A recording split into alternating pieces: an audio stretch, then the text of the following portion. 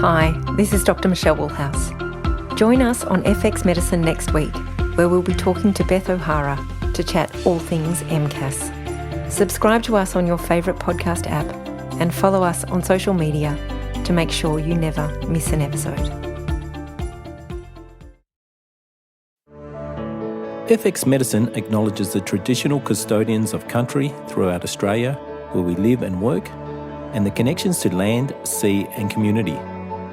We pay our respect to the elders past, present and emerging, and extend that respect to all Aboriginal and Torres Strait Islander peoples today.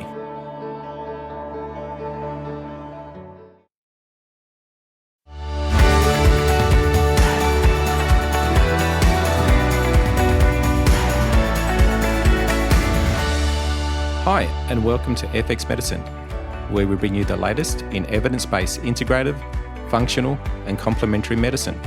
I'm Dr. Adrian Lopresti, and today I have the great pleasure of speaking with Professor Michael Berk. Michael Berk is an NHMRC Senior Principal Research Fellow and is Alfred Deakin Chair of Psychiatry at Deakin University and Barwon Health, where he heads IMPACT, the Institute for Mental and Physical Health and Clinical Translation. He has gathered an incredibly impressive list of awards over the course of his career, and he is listed by Thomas Reuters as amongst the world's most influential scientific minds. He has authored or co-authored over 1,300 papers on a wide variety of mental health topics, including how inflammation and oxidative stress affects mental health, and using N-acetylcysteine for the treatment of mental health disorders like bipolar disorder. It is a great privilege to have him with us today, where we'll talk about some of his amazing work. Welcome to FX Medicine, Michael. Thank you for joining us. Adrian, it's an absolute pleasure to be able to chat to you. So, Michael, I'm an avid follower of your work, and I know you've done a lot of work in the area of inflammation and mental health. Can you tell me a bit about the relationship between inflammation and mental health and the area of immunopsychiatry? Absolutely. This is now a very interesting and hot topical area. But 20, 30 years ago, this was an area that was treated with some skepticism. The idea that inflammation was present in mental health disorders, A, and B, that it had any impact on mental health disorders was rather disbelieved. But what's happened in the last couple of decades is a substantial body of evidence has accumulated showing that depression, and for that matter, most other psychiatric disorders, are associated with increased levels of markers of inflammation. Yes. So the problem, however, is that there are many people who meet diagnostic criteria for those illnesses who do not have markers of inflammation. And those markers of inflammation are positive in quite a diverse range of psychiatric disorders, as well as in many medical comorbidities, many of those comorbidities also being common in people with depression. So it's a complicated area.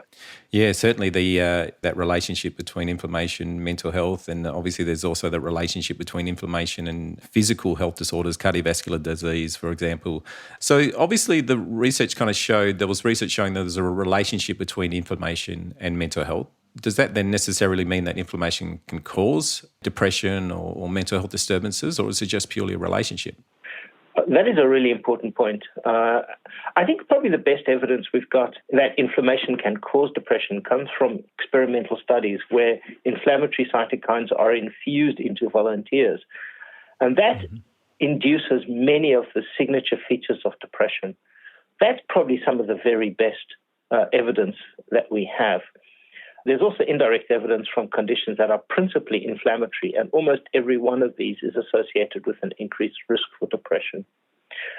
But it's a bit more complicated than that, because many of the lifestyle risk factors for depression, so these are things like physical inactivity, low vitamin D, stress, yes, trauma, poor diet, all of these actually can increase inflammation.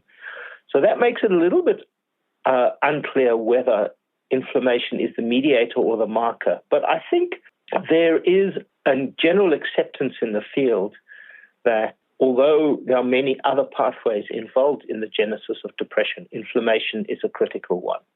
At least for a subset of people.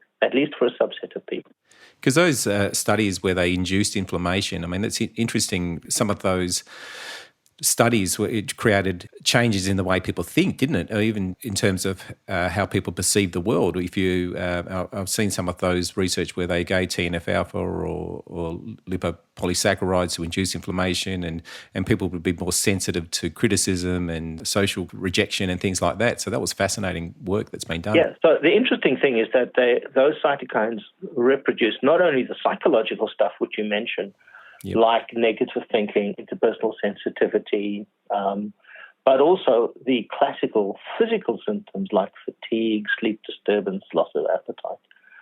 So that implies that cytokines really have an important role in the genesis of depression. Saying that, if you look at the biology of depression, it's actually very hard to find a system that isn't involved in depression, at least to some modest degree. So it's a very complicated process. Absolutely. So it's certainly not just a simple kind of, inflammation causes depression. There's obviously a whole bunch of other factors that are going on that complicate the picture, isn't there? Absolutely. So with inflammation, it's becoming more aware that there's a relationship between inflammation and mental health, and particularly, I suppose, the largest body of evidence is around probably depression. So does everybody with depression have inflammation? Is it what the research shows? Absolutely not. So one of the problems is that only about a half of the people who have depression, if you look at the scatter plots of the, studies comparing controls to people who are depressed, there's huge overlap between those groups. The mean is clearly higher in the depression group than the control group. But if you look at the dots, the individual subjects, there's huge overlap. So like many biomarkers in psychiatry, sensitivity and specificity of inflammation as a biomarker of depression is quite poor. So it's not sensitive in that a lot of depressed people don't have it. And it's not specific because a lot of people who have schizophrenia, obesity, PTSD will also have increased inflammation. The only evidence I'm aware of that suggests that it's associated with a specific phenotype of depression is the work of the Amsterdam group, led by Brenda Pennings. So Brenda's done some very interesting work where she's divided depression into two types, what she calls an immunometabolic depression and a cortisol-related depression. Okay. So immunometabolic depression is the depression which she links to inflammation. So these are people who tend to have obesity, hyperphagia, so atypical depressive symptoms, and they have increased inflammation, whereas the group who have classical, typical depression, loss of appetite, insomnia, they tend to have more disturbance in cortisol systems. Now, a keen observer would step back and say, actually, both cortisol and, for that matter, inflammatory systems are both stress response systems in different ways. And I think it's really important for us to stop thinking about inflammation purely as a bug-fighting system and rather think about cytokines and inflammation as part of a broader stress response system, which is really where much more tightly linked to the whole construct of depression. So it's not as simple as just going, okay, this person that's presenting here might be cortisol-related or cortisol-induced depression, and this one here might be inflammation-induced depression, so let's treat accordingly. Unfortunately, it's not as simple as that. That's the next step. No one's done that yet. Okay. So how do you determine whether somebody's more cortisol-induced and somebody's more inflammatory-induced? So your typical markers of cortisol dysregulation, so elevated cortisol, loss of the diurnal rhythm, abnormal dexamethasone suppression test, that's much more likely to occur in people with classical, typical melancholic pattern depression, at least according to Brenda. And I have to say her hypothesis has not yet been amply replicated externally. And then atypical depression, your hypersomnia, hyperphagia, overweight, obese people are more likely to have high levels of cytokines.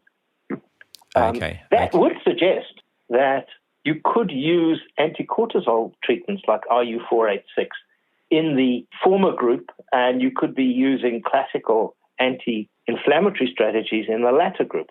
So that's a very clear maybe that arises from that understanding. But that has to be tested in trials. Okay, all right, and that hasn't been done yet. That's at the moment it's just really kind of differentiating to. Okay, because that's really what's got me initially. I remember looking at some of the studies, an issue around celecoxib for the treatment of depression, and when it was used as an adjunct to antidepressants, there was a study there where there was greater improvement in depressive symptoms when you use the anti-inflammatory and the antidepressant together. And then that was what really led me into kind of looking into kind of natural anti-inflammatories and curcumin, and we certainly can go into that later on. But that's kind of triggered a whole lot of areas of interest and trialing a whole lot of different compounds with quite variable success rates. Yeah, because the research is not consistent, isn't it? It's not just a matter of just then, well, let's give an anti-inflammatory and we're going to see improvements in depressive symptoms. That's not necessarily the case, is it? That is not the case. So there's an awful lot of people, firstly, who have depression who don't have elevated levels of inflammation. Mm-hmm. So at least in theory then, if you stratify for inflammation, you should be able to get better results. Yeah. And 2 or 3 studies have tried to do this and failed.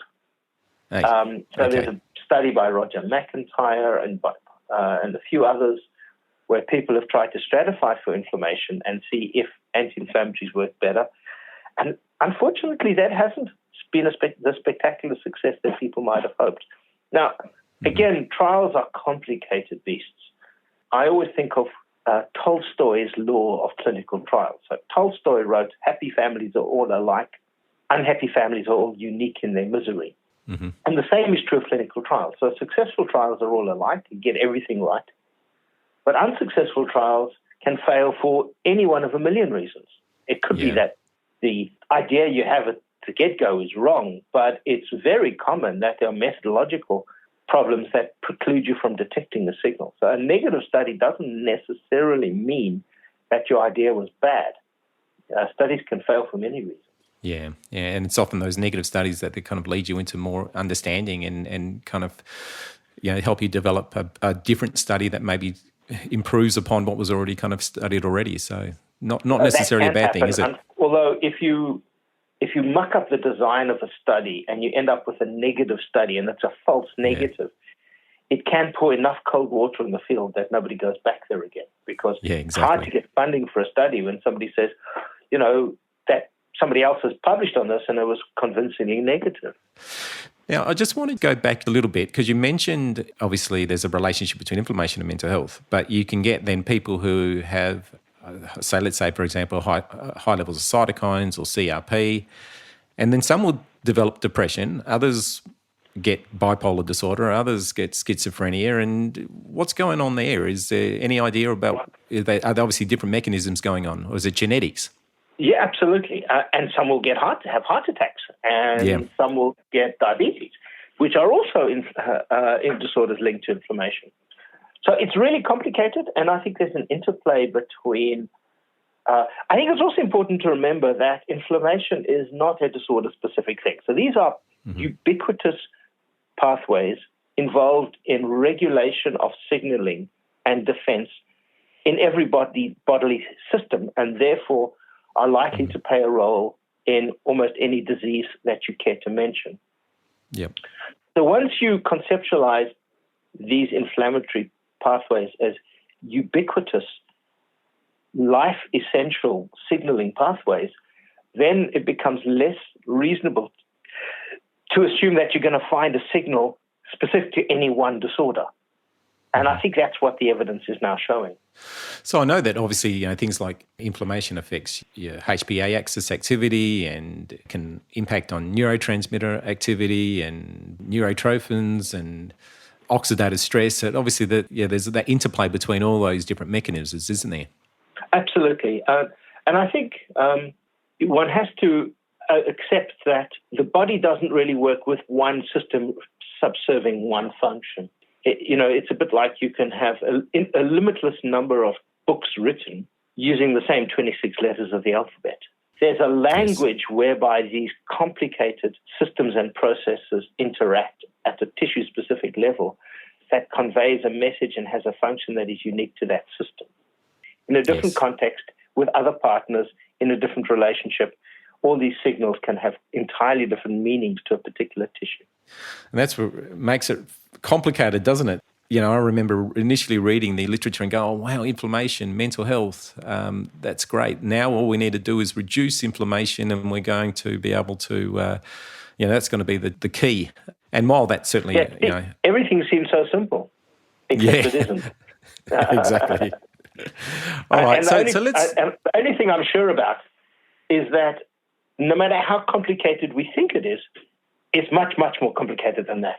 Absolutely. So let's say, okay, I'm a clinician. I'm seeing somebody with depression. Okay, they're coming into my office or some other mental health condition, and I'm thinking, okay, maybe inflammation has a role. We don't know necessarily whether it's a major role, but inflammation has a role. What am I looking for? Are they particular tests I'm doing? Are they, like you said, are they particular symptoms? I think at this stage of the game, we don't know enough to suggest that a jobbing clinician seeing a real patient should be measuring inflammation and that this should guide treatment. I think it's too early to do so.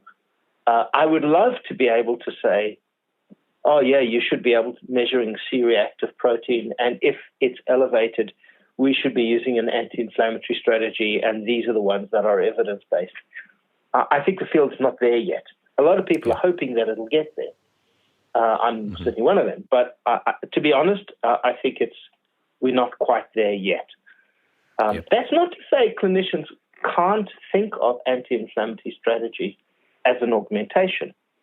But given this current state of play, I would say that they're pretty low down the algorithm of lifestyle, psychological, and pharmacological strategies. You would have to have failed an awful lot first. I think the science is probably too early. Saying that, there's an awful lot of people that you and I have seen who have failed 10 treatments already. Right? So in that group of patients, and they're not a small group, I think a clinician could be justified in using one. So the place that I think a jobbing clinician could think about an anti-inflammatory strategy would be this kind of scenario. So you've got a patient who's got treatment-refractory depression. They've failed a bazillion things. They're overweight, they're obese, they've got an atypical pattern of depression. They smoke, they've got high blood pressure, and they're diabetic. And their cholesterol's not looking so good. You should put them on a statin. So there's already a rationale for cardiovascular prevention proactively, because we know that depression is a more potent risk factor for cardiovascular disease than smoking. It's one of the most robust predictors of cardiovascular disease. So if you already have cardiovascular risk factors and your cholesterol is not looking too pretty, let's assume even it's at the margins of shouldn't I treat, I would argue that because the statins are anti-inflammatory agents, and we know that there's meta-analytic level of evidence that they have modest benefits for depression, you should be prescribing a statin because you've got a conventional justification for the statin plus an added psychiatric possible benefit. So that's the one scenario that I think routine prescription of an anti-inflammatory agent would be indicated, understanding that from a psychiatric point of view, statins are anti-inflammatory agents. From a cardiovascular point of view, they're cholesterol-reducing agents.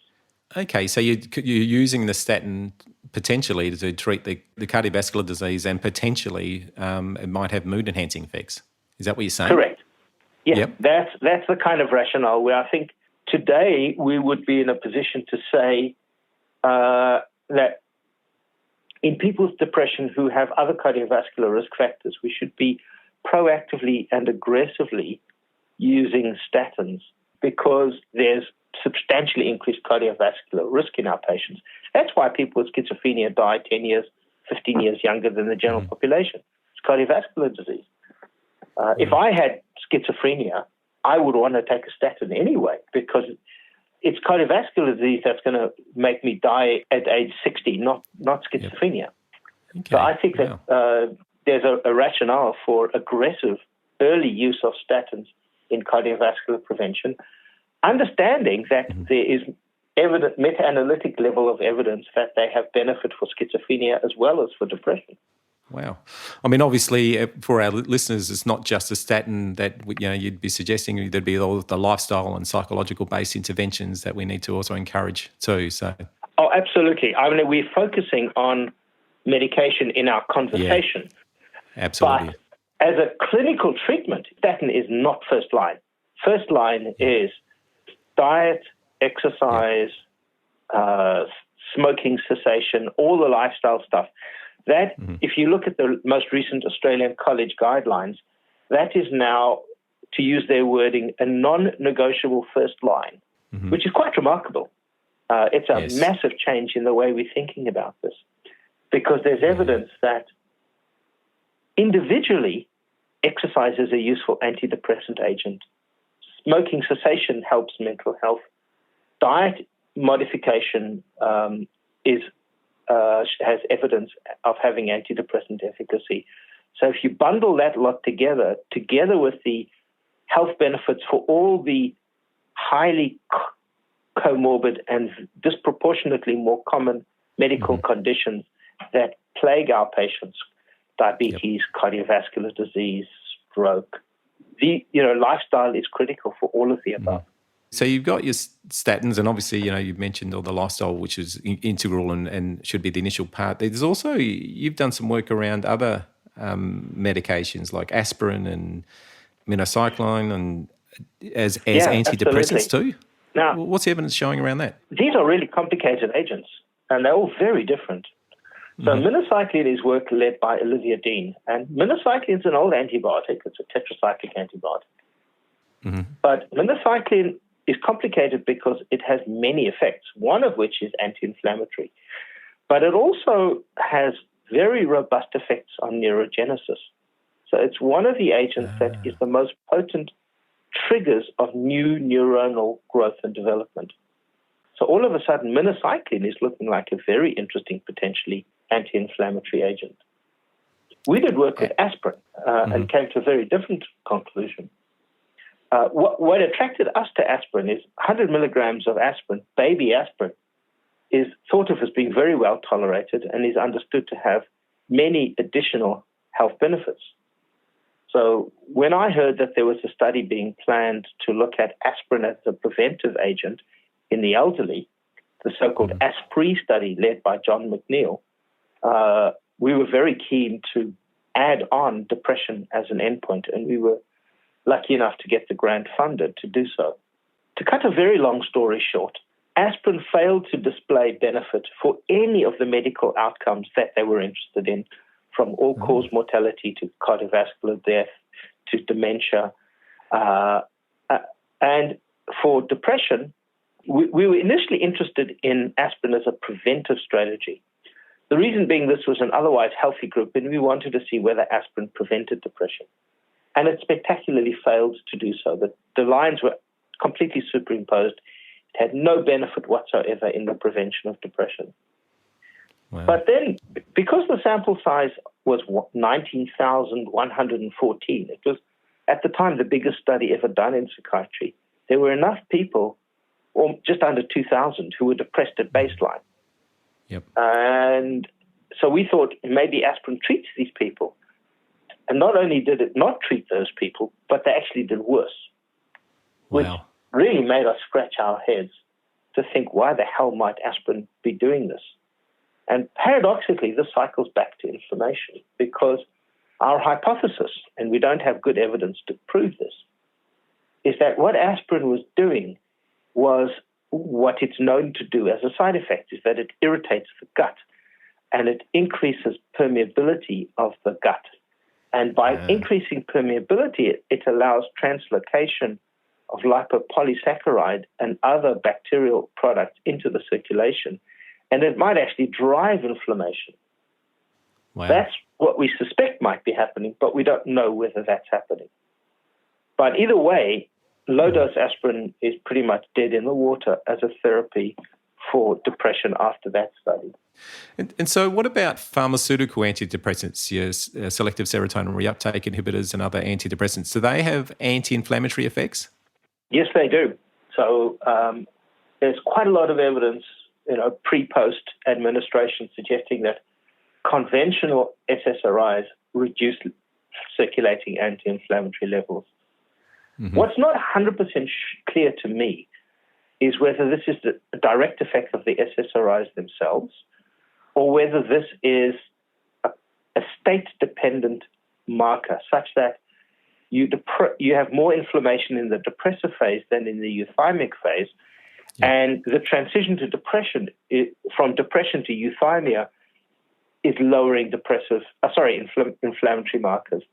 I'm not completely clear of that. So does that mean that, is there research showing that people who improve in mood, do they also have a reduction in inflammation, or is the evidence not kind of... Yes, they do. And the best evidence comes from studies of electroconvulsive therapy. Mm-hmm. So, because there's no medications involved. So if you give somebody ECT and their mood improves, inflammation goes down, which is really interesting. Okay. And so if the inflammation doesn't go down, does that mean that they're more likely to be treatment resistant? Well, inflammation is associated with treatment resistance, generally, but not in the... Yep. I don't know that that's ever been shown in the context of ECT. Okay. So just to recap some of the things you've, before we move into some of the treatments, but just to recap some of the things you've mentioned. So we've got then there's certainly a relationship between inflammation and depression. Not everybody with depression or mental health disturbances have inflammation, but you mentioned maybe the research indicates around 50% of people will have some form of elevated inflammation. And then you mentioned that if we're looking at inflammation, people who are more likely to have inflammation, they've got maybe your lifestyle-based, obesity and maybe poor sleep and things like that. And you mentioned also that they are more likely to have atypical depression. So can you just recap atypical depression? What are the symptoms of atypical depression? So atypical depression, well, let me start with talking about what typical depression is. Yeah. So typical depression is you can't sleep, you can't eat. So you either got classical sleep disturbances, mid-terminal, you wake up in the middle of the night and you're waking up much earlier than normal and can't get back to sleep, and loss of appetite, loss of weight. So that's typical or melancholic pattern depression. Atypical is the opposite. So atypical depression historically was defined as having 4 symptoms. They included increased appetite, increased sleep, rejection sensitivity, and marked fatigue. Some people call this leaden paralysis. So people just felt completely exhausted and could not move. So that's atypical depression. Mm-hmm. Interestingly, there's a signal that atypical depression might be more common as a phenotype of bipolar than unipolar depression. Now, I don't know that anybody has systematically studied this and certainly studied anti-inflammatory strategies differentially across the two. But that is an interesting differentiation. Wow. Okay. So obviously anybody then presenting with that atypical depression, which is quite common, isn't it? It's not it's not uncommon at all, no. Yeah. Here's one of the problems with atypical depression, right? It's ignored and missed, and people don't pay attention to it. And the reason being that our conventional rating scales for depression, like the Montgomery and the Hamilton, have no items for atypical depression. So they don't measure it. So people ignore it. It's the usual story. If you don't measure it, nobody does anything about it. So one of the things we did many moons ago is develop particularly because it's more of an issue for bipolar disorder, atypical symptoms. The first person who really drew much attention to this was Phil Mitchell, and he writes about the bipolar signature, which includes a lot of atypical symptoms. Mm-hmm. So we developed a specific rating scale called the Bipolar Depression Rating Scale, which measures atypical symptoms because most rating scales don't. And so can people get access to that rating scale? Oh, yeah, it's on the web. It's free. Okay. So just type in bipolar rating scale? Bipolar depression rating scale. Okay, all right. So a good tool to potentially use in practice if people want to assess that. Yeah, for sure. Okay. All right. I'll just touch on this, but I know that you also have done a lot of work on oxidative stress and mitochondrial dysfunction and mental health. They're obviously other potential drivers of mood disorders. Absolutely, and they're not disconnected. So, for example, oxidative stress is tightly interconnected with inflammation. The drivers of inflammation and the drivers of oxidative stress are very similar. And both interact very tightly with mitochondrial function. High levels of inflammation are amongst the most potent suppressors of mitochondrial function. And in a way, that is nature working, because if you have an infection, the body needs to quarantine all its energy for fighting the inflammation. And if you're using that energy running marathons, you're going to die. So nature evolved to shut down mitochondrial energy generation if you've got high levels of systemic inflammation. The consequence in an inflammatory disorder like depression is you then have persistent raised inflammation, and you then have persistently suppressed mitochondrial function. And that leads to all kinds of other problems, not only the symptoms like fatigue, but it also then ties into other medical disorders where mitochondrial functioning is critical, like diabetes or cardiovascular disease. So that's got me thinking a little bit. If we go out and go, okay, let's give a whole bunch of anti-inflammatories because we think inflammation is going on, and that potentially reduces the inflammation. And we're not treating the drivers of the inflammation, we might then be reducing inflammation and doing more harm than good because the inflammation's kind of in there as an adaptive response. There's something going on either lifestyle-wise or biologically-wise that we really need to identify and treat. And if we just reduce inflammation by giving all these anti-inflammatories, we might potentially be doing more harm than good. Well, that's possible. It's an entirely plausible thought. However, there are many examples where even though it's physiological, there's clinical benefit in doing so. So we give people who've got infections Panadol because it reduces symptoms and people feel better and there's no deleterious consequences. But you're right in as much as if the inflammation is coming from physical inactivity, smoking, obesity, poor diet, an inflammatory diet, then yes, you'd imagine that the deleterious effects of those lifestyle behaviors may well not be compensated by simply taking a pill. Yeah, and that's really where that personalised care comes into place. We obviously need to really do a good assessment and really go, okay, well, what's going on for this individual, whether inflammation's going on or not? What are the potential drivers of this person's low mood? Is it poor sleep? Is it physical inactivity? Is it diet related? And we really need to kind of target those areas, don't we? Absolutely, which is why I agree with the college guidelines that lifestyle modification should be routine in the work that we do.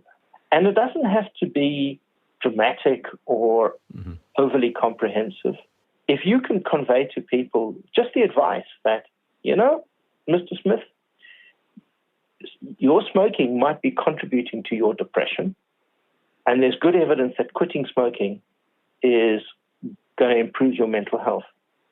So instead of thinking about smoking in the too hard basket, you should be thinking about smoking as low-hanging fruit and really trying to quit. And there was a misperception many moons back that people with psychiatric disorders are less likely to quit. That is not the case. So we need to be doing this, and we need to be giving that kind of routine counseling, similarly around physical activity, similarly around diet.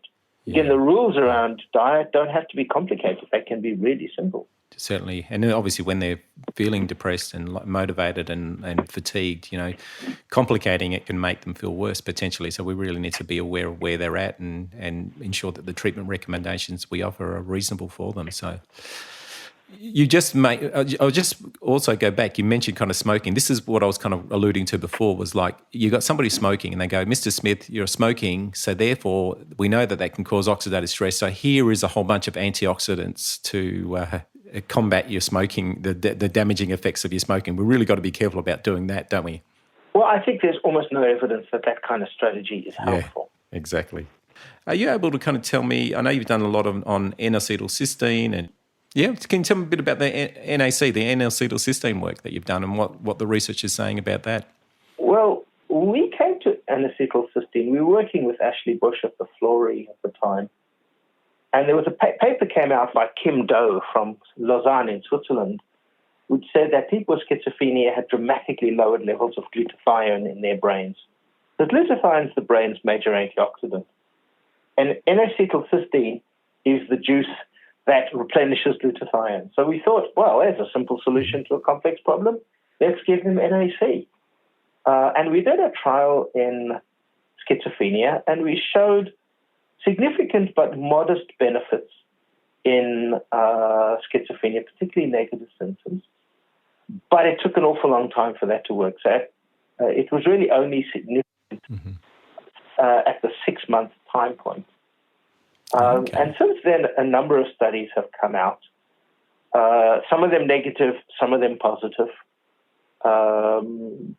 But reassuringly, more recent meta-analyses of the just over half a dozen studies are out there, suggest that it is effective.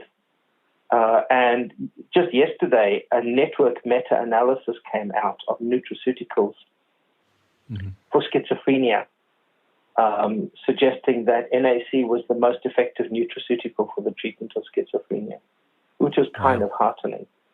I also have to say, caveat with NAC that it is very slow to work. We're looking at 6 months before you really notice anything. And the effect sizes are modest. You're not looking, it's no clozapine. It's not going to take somebody, it's not a cure-all. But in people with significant schizophrenia, particularly negative symptoms, it does offer modest benefits. But that's better than you get from most other therapies, which do not, where particularly for negative symptoms, there are really no good treatments for negative symptoms. So I still think it's useful to the field. What was the dosage that you use for NAC? So we use 2 grams a day. Other studies have gone up a bit. Some have used 3, some have used 2.4. But that's kind of the ballpark where most people are sitting at. So NAC potentially for schizophrenia. What's the research say around depression and bipolar? So again, there are now about a half a dozen studies of bipolar disorder as well. Some of those studies, our initial study was quite robustly positive. More recent studies, including studies we've been involved in, have not been positive. But meta-analyses have been variable, so depending on which studies you put in and how you do your maths, there are positive and there are negative meta-analyses. So the story with bipolar depression is probably a little bit more uncertain. But again, probably you get modest benefit, and again, probably with extended periods of treatment. But the bipolar story is a little bit more uncertain than the schizophrenia story. All right, so it certainly needs to be used on a, if it's going to work, it seems like it needs to be used on a longer term basis and around that 1 to 2 gram level. 2 grams. And, the advice is you don't look at the speedometer until you've hit 6 months. You really can't assess for an awful long time. Does it impact on the manic phase, or is it more the depressive symptoms? Nobody's done a trial in mania. So we've looked in our original depression study, we've done subgroup analyses post hoc at manic symptoms. And at least post hoc, there was a reduction in YMRS scores, the paper by Pedro Mahales. But nobody's looked at mania that I'm aware of. And I know NAC, there was studies initially with OCD, wasn't there, with the NAC, with obsessive compulsive disorder? So there are a number of studies in OCD. One of them was led by Jerome Saris and colleagues at the Melbourne Clinic. But there are half a dozen OCD studies, and the picture is really similar in as much as that there's a modest benefit Interestingly, in obsessions, not compulsions. And that's useful because behavior therapy targets compulsions, not obsessions. Absolutely. But again, the benefits, if they are there, because the data is soft, are relatively modest. But the advantage that NAC has is its tolerability and safety appears to be pretty good. Yeah, it'd be interesting to look at NAC as an adjunct to response prevention therapy or psychological therapy. That'd be interesting to see whether it adds anything. Oh, absolutely. There's so many things one could look at. Yeah, absolutely. What the research then and our clinical experience indicates that really we need to really look at what factors are driving a person's mental health disturbances and obviously lifestyle-based factors and sleep hygiene and diet and exercise and obviously social connections and being outside in nature. I mean, they're the things that really we need to be targeting. Oh, absolutely. That's a really biggie. Yeah, and they're the things that I think, we're definitely going to get some benefit there with our clients if we really target those areas for sure. So, Michael, thank you very much for joining us today to talk about inflammation and how it affects mental health. It's really no wonder that so many of these disorders are on the rise, but at least we have people like you out there doing the important research on lifestyle, dietary and nutraceutical options that can be employed to lower inflammation and possibly improve mental health. Today you provided us with lots of great information about treatment options that our listeners will definitely appreciate. So thank you for all of that and allocating some time today to be with us today. Absolute pleasure, Adrian. Thanks for chatting.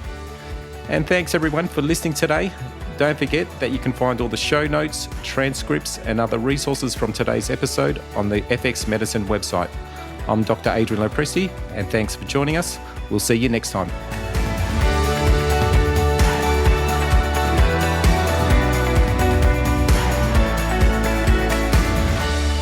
This podcast is intended as healthcare practitioner education only, and it is not a substitute for medical advice, diagnosis, or treatment. Did you know Bioceuticals has a clinic-only range, developed for exclusive use by clinicians?